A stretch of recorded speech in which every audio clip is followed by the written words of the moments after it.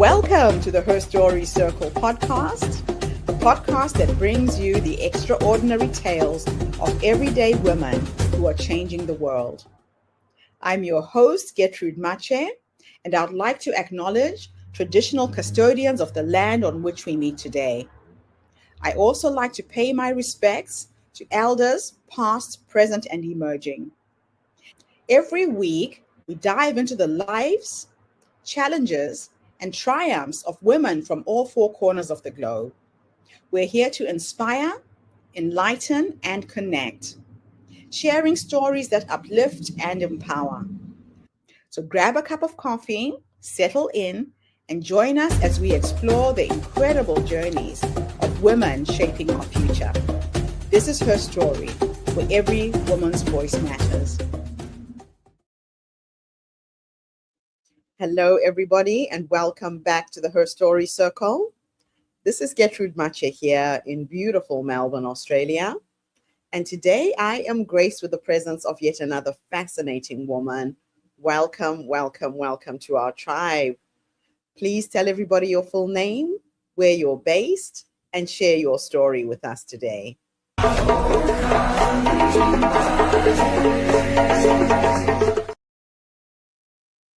Hi, everyone. Thank you so much for having me, Gertrude. My name is Jaya Iyer. I'm based out of Washington, D.C., and I'm the founder and CEO of Swaha USA, an online clothing business. So let me get started from the very beginning. Let me ask you a question and give it some thought. Who decides what girls are allowed to become? That was the main thing that got me started with what I'm doing today. Think about it. Who decides what girls are allowed to become? Now, imagine I'm sitting in my daughter's room with her, beige walls, a beautiful fall, crisp evening when I'm making sure my daughter is getting ready for bed. She's 2.5 years old. And we have a routine where I tell her a good night story and then she goes to bed. We are sitting on her bed and looking up at the ceiling, which is decorated with beautiful glow in the dark planets and stars and moon and all of that fun space elements. She looks at the ceiling and asks me, "Mama, can I be an astronaut?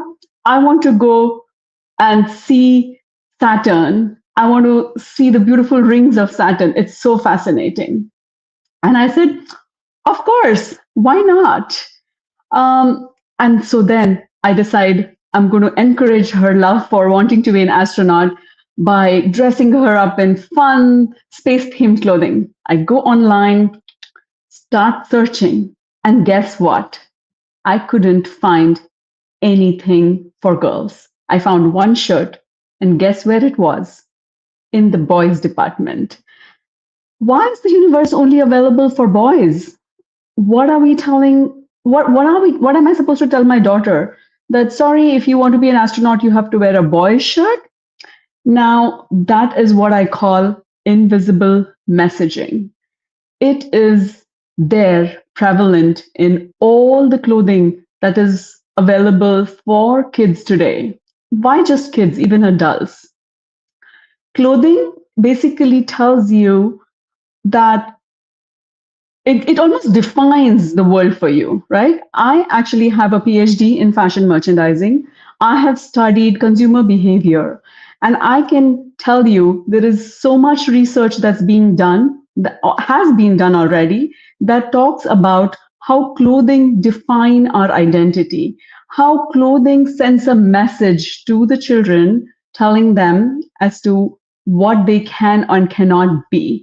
And this is something that we don't even think about, but it makes a difference. You know, it shapes the early childhood identity and what a girl is internalizing by the kind of clothes that she is being dressed in. Think about it. You go into a clothing store, right? Let's say online or a physical clothing store. You go into the girls' department. What do you see?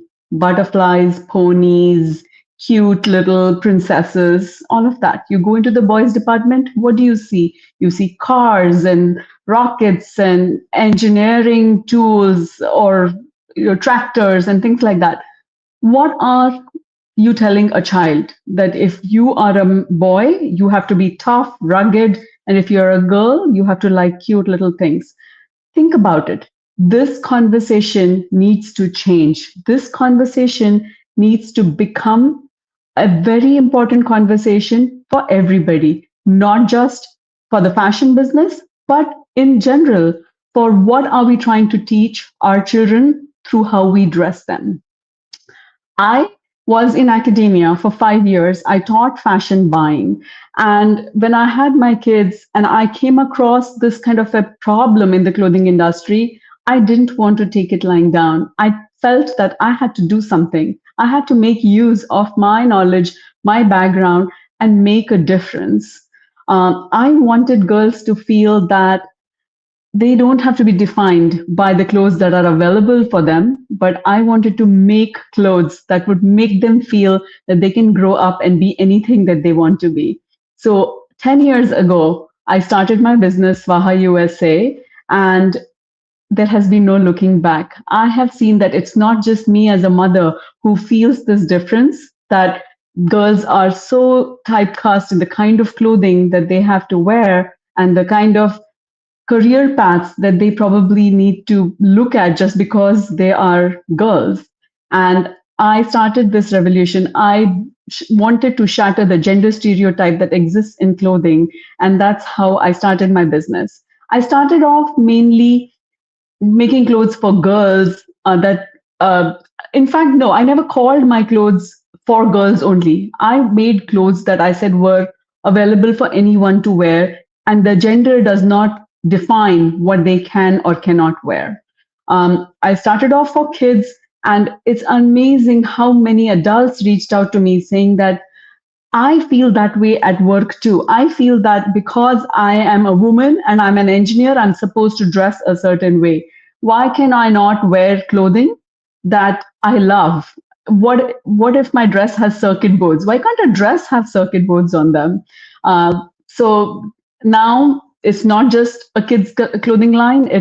I make clothes for the entire family because a boy can wear whatever he wants the same way a girl can wear whatever she wants. And that has been the whole premise of my business. And I have set out to make a difference through clothing.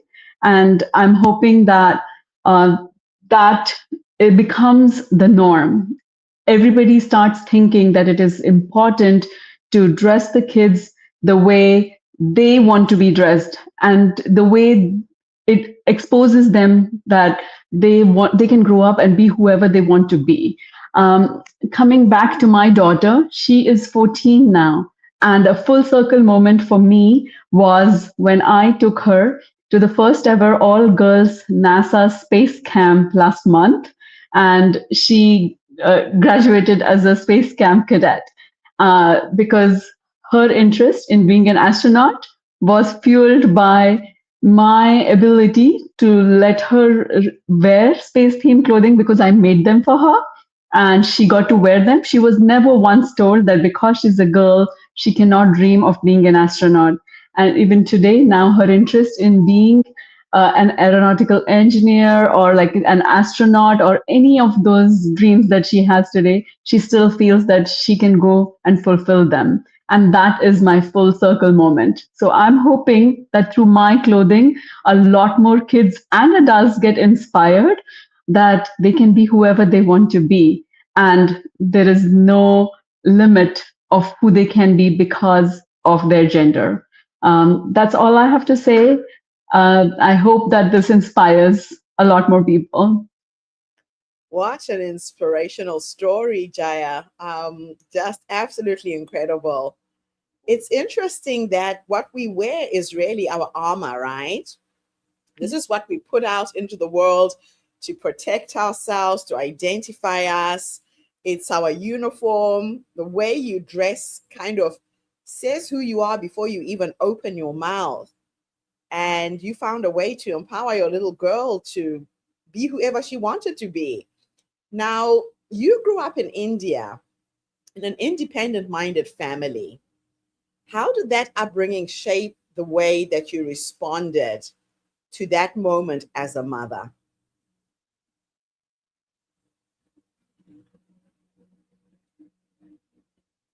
Jaya, are you still there? I think our connection has dropped.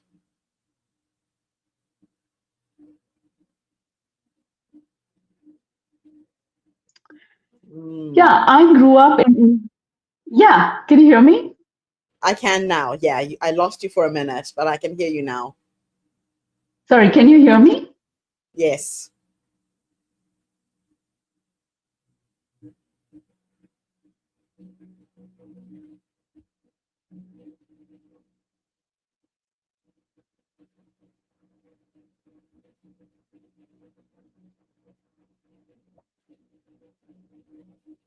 Sorry, I think we had some technical issues.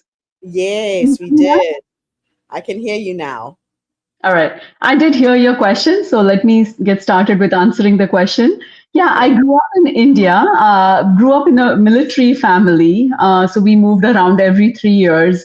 But both my parents came from a very small town called Dharwad, which is in southern part of India, and they really grew up in a small town. But luckily for me, both my parents had a very independent mindset, in the sense like they were very modern in their thinking compared to what I had seen around me. And never once did was I told that I couldn't do something because I was a girl. In fact, I have an older brother, but my father would always push me to go and get stuff done. You know, in a family where you have an older brother, usually the older brother is told, "Oh, you're the older one, and you're a boy. You go do it." Right? In my family, that never happened. My father would, in fact, tell me, "You, why can't you do it? You go and do it." And so for me, it never made me feel like, oh, he's treating me in differently because I'm a girl. And in Right. fact, in a family full of engineers, where it was normal in India during my childhood that if you were good in your studies, you had to either be a doctor or an engineer. I Yes. wanted to do home economics, and I was really good at my studies, and I wanted to do home economics and do textiles and clothing because fashion was my interest. Not once was I asked, why do I want to do something so different? Even today when I tell everybody I'm from India, the first question I get is, "Oh, are you in the IT division?" Because that's the norm. And when I tell them that no, I'm in fashion, I always ask, "How did your parents let you do that?" So I Uh, feel that that's just how I grew up. Nobody ever questioned my choices, because if I wanted to do it, it's because I loved it. And I think that that is something that, growing up like that, for me to tell my daughter that, hey, I don't think you can be an astronaut because nobody makes space themed clothing for girls, which basically means that girls are not supposed to be astronauts, was absolutely not acceptable. And me going ahead and making this change and making my daughter feel that no, you can be whatever you want to be, I feel has made her have that very independent mindset. And I think that that's how it goes on. It's what us as parents, what we pass on to our kids.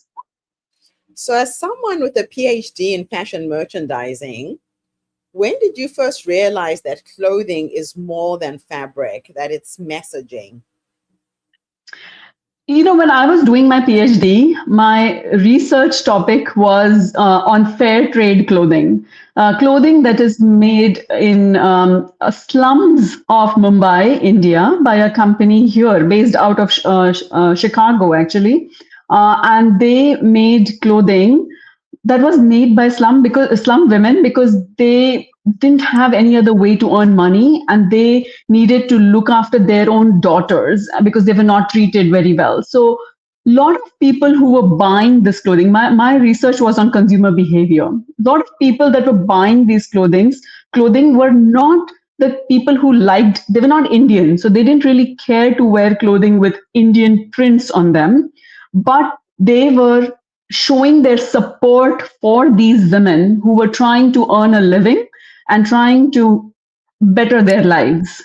And that's when I realized that, that was a different way of messaging through children, through clothing, right? It was not the same way that I'm doing with my business, but wearing that clothing was in a way sending a message that we want these women to come out of their poverty, come out of the way they are living right now, and look after their children so they don't have to continue living in the slums. And I felt that that was a very different kind of messaging, but still clothing can have do that, Yeah. to pass on the right kind of messaging. So, do you believe representation quietly shapes confidence long before we enter the boardrooms or the laboratories? Absolutely. I mean, it's even how people react to what you wear, right? One of the parents once wrote to me who bought one of my dresses with dinosaurs on it, and there was a similar story with when a girl was wearing a dress with science experiments on it. Usually when you see a little kid who's playing with some toys, you go and ask, "So, who's your favorite Disney princess?" Or which is your favorite kind of animal, or some very simple statements like that. Whereas this kid was asked, "So, what kind of experiments do you like to do?" Or, "Which is your favorite dinosaur?" And for the girl to know names of all the dinosaurs and be able to share that knowledge, I feel like it gives you a level of confidence, and the way people react to you based on how you are dressed, I think it starts like way before you go into a actual career of your liking. That's so true. So, what are the invisible messages that we send girls through everyday design choices?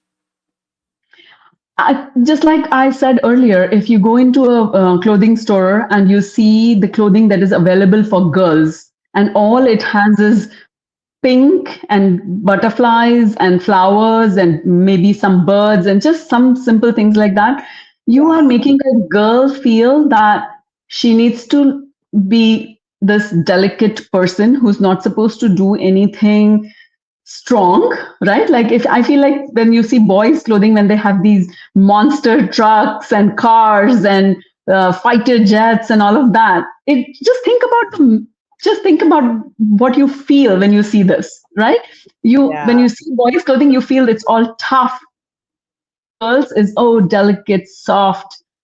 That's it. That's where we are sending them the message that you need to have career choices that are going to be very simple, easy, not too difficult for you to handle. But no, girls are strong. You have to not send that messaging to them. Girls are actually stronger than boys. That's what I believe in. But we are making them not feel that way through the clothing that we're picking for them. I love it. I love it. It's very easy for us to pigeonhole girls into certain ways of being, just as mothers, how we're dressing them. Now, you stepped away from academia to build something value driven. Was that terrifying or liberating for you? Change is always a little scary at the beginning, but Yes. but when you are doing it for something that you absolutely 100% are passionate about and believe in, I think that it makes it liberating in some way. I mean, Yeah. being able to make this change, because I cannot tell you how many mothers come and talk to me about what a difference our clothing has made in their kids' lives or even their own lives. It is an amazing feeling and it feels totally worth it. Wow. Yeah, that must be a nice feeling when you start to get the feedback from your customers and your clients. So, how do you define empowerment in daily life beyond the social media slogans and conference stages? I think empowerment is feeling absolutely comfortable in your own skin. I can give you an example. I recently met a customer of mine. She told me that she always felt different because she was on the spectrum, of autism. And Oh, she just felt that she always felt different. But she was always uncomfortable until she discovered this bright, colorful Swaha dresses.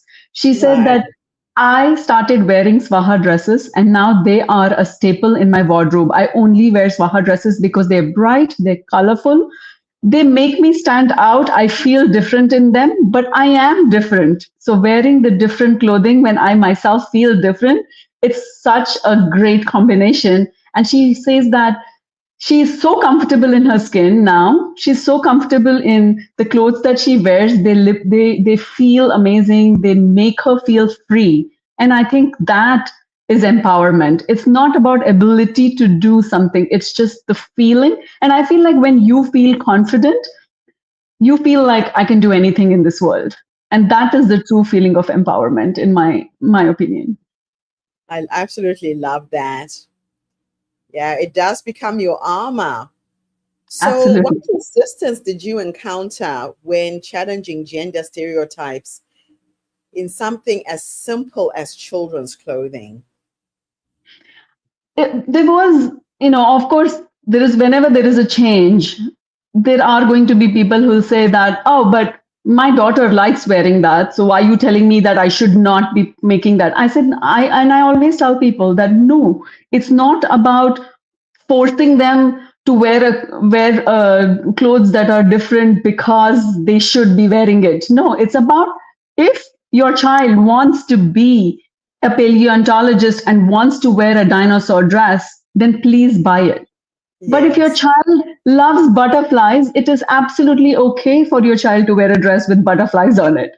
So I just feel like it's the option. Give them the option of making that choice. But if you don't have that option, then you're not allowing them to make a choice. Then you are forcing them with whatever is available. And so Yeah. that is the kind of resistance that you do face sometimes. And then of course when it comes to adults clothing, I have had so many women who are scientists who want to wear my science themed clothing, and then there'll be some others saying that, oh, I don't have to show off that I'm a scientist through my clothing. But again, it's your choice. If you Yeah. want to, then you do. If you don't want to, at least you have a choice. Yeah. No, I love that. I absolutely love it. This is awesome. Now, throughout the journey as a mother raising both a son and a daughter, what conversations do you initially have at home about identity and possibility? I That's such an amazing question because I have a son who loves cooking. That's what he Okay. loves. He loves it with a passion. And again, growing up in India, if a man or a boy was interested in cooking, it was frowned upon. Like it is not something men do. Unless you want to be a chef and you want to be in a restaurant. But as a young kid, and I think those career choices are made a little later in your life. And Right. for my 7 or 8 year old boy, when he tells me that I love cooking and I want to grow up and be a chef, and of course, he started off wanting to be a fighter pilot, and then it changed to become wanting to become a chef. And Yeah.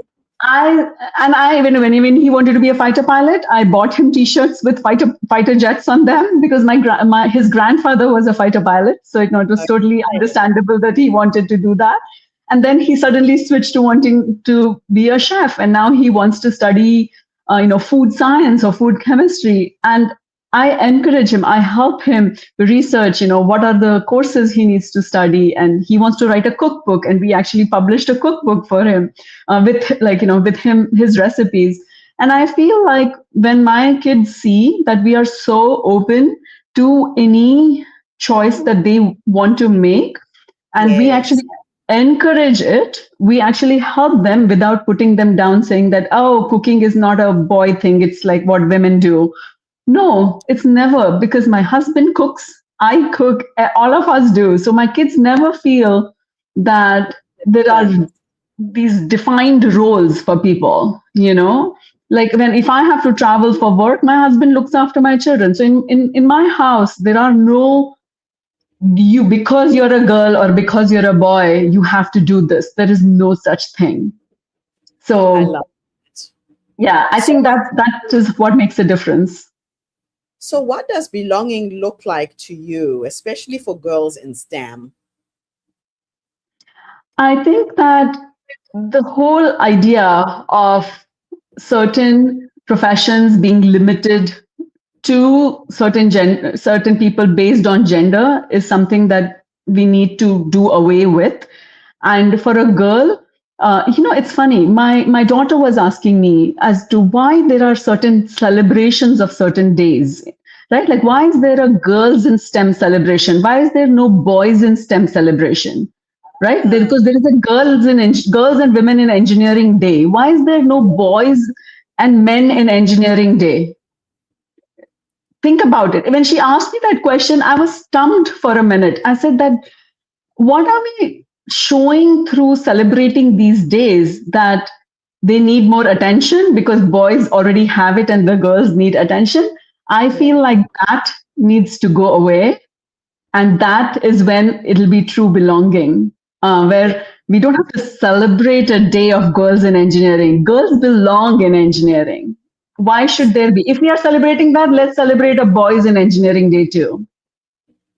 I so agree with you there.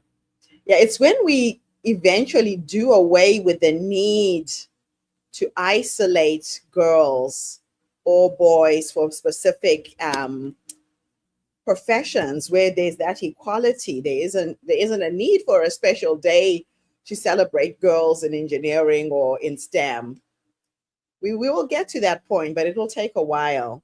Yeah. So, has there ever been a moment when you doubted whether this business would matter, and what pulled you through? I think when I just started the business was the only time I doubted it because I felt that maybe because I come from such an independent and such broad minded and progressive family where I was allowed to do whatever I wanted to. And so I wanted my daughter to be like that. I felt that maybe if that's what is offered in the stores and those stores are doing great business, maybe that's what parents want. And Yes, I might be the in the minority that wants this different clothing for my daughter, and that's why I had a doubt that maybe it's just in my head and maybe nobody else cares. right. uh, but right after I launched it, there has been no looking back because I realized that there are just it's just that there has been this stereotype that has been going on for the longest time and people have just accepted it. There's really not that many people wanting to make that change because it's scary to want to make that change, right? Yeah. So but I think once I got into it, there's been no looking back. And the kind of feedback I get from my customer base, I mean, I have the most loyal customer base, and I think that speaks for itself. That is wonderful. Now, my last question for you is, if I could teleport you back to that younger woman who went into the world of business, going from academia, creating something completely new, if we could go back and give her three nuggets of wisdom based on what life has taught you up until this point, what would those three nuggets of wisdom be? Wow. Okay, so first thing, never doubt yourself. I feel I get asked this question a lot as to how would you, like if how did you feel comfortable starting a business? I don't come from a business background. Nobody in my family has a business. But the thing is, I feel like if you have an amazing idea, you got to go for it because if you believe in it, you have to know that it's going to work and just feel positive about it. Second thing, it's not going to be easy. It's going to be a lot of hard work. So be ready for it because there were days when I had to lift hundreds of boxes and I came back with my arms hurting, my back hurting, and every bone in my body hurting. And you feel that doing business is going to be easy. No, it's not. So get ready for it. there is no better joy than making a change in this world. So if you have the ability to make that change, then do it. Don't ever think twice about it. I think those are the three main things I would tell myself. And I wish I had told myself that because I'd be so much better prepared with everything that came my way. I absolutely love it. Well, you're equipping the next woman who's hearing you speak. So it was all worth it. Thank you so much, Jaya, for this inspiring interview. Absolutely wonderful what you've done with your life. Thank you so much for having me. It was wonderful talking to you. Absolute pleasure. And thank you to everybody who tuned in today. The Her Story Circle is not just a podcast. We're a social impact movement that brings you the stories and voices of women from all over the world. We share these stories to uplift you, to inspire you, to energize you, but most importantly, to help take you from where you are now to where you're trying to go. So if you are a woman who's at a crossroads, thinking about changing careers, doing something completely different, challenging and new, watch this podcast again. Or if you know a woman who is thinking of transitioning, is looking for inspiration, please tag a friend, share this video on your social media, let more women know what is possible. This is why we share these stories. I'll be back again tomorrow, everybody, with yet another amazing guest. In the meantime, have a fantastic day, morning, or evening, wherever you are in the world. And Jaya, thanks again for the interview. Thank you. Bye for now, everybody. Thank you for tuning into the Her Story Circle podcast. I hope today's story has inspired you to believe in the power of our stories and the difference you can make in the world when you use your voice. I'm Gertrude Mache, and it's been an honor to share this space with you, where voices from all walks of life come together to weave a rich tapestry of diverse perspectives. Don't forget to subscribe, rate, and review our podcast to help us share these stories with more listeners. Follow us on social media by looking for the Her Story Circle podcast for more updates. And join us tomorrow for another episode filled with courage, resilience, and empowerment. Remember, your story matters, and together we're building a stronger, more inclusive world. Until next time, keep making her story.